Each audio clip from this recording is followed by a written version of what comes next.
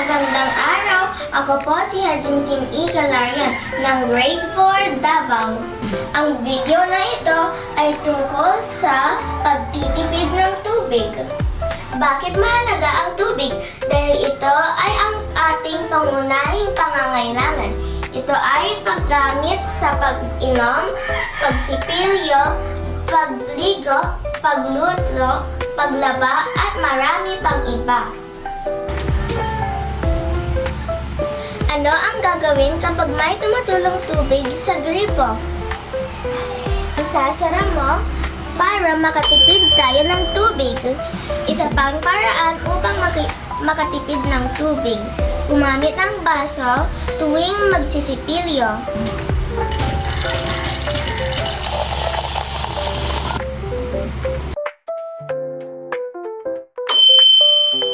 Tuwing maghugas ng kamay, huwag hayaan nakabukas ang gripo. Sa sabon.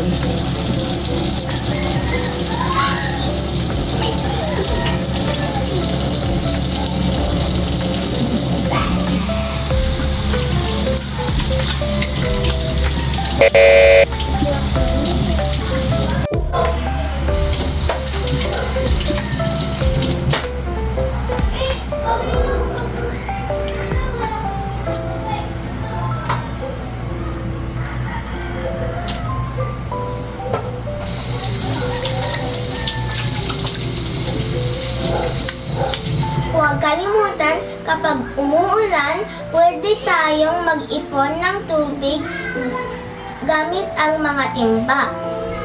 Ang naipon nating tubig ulan ay pwedeng gamitin sa pagdidilig ng halaman.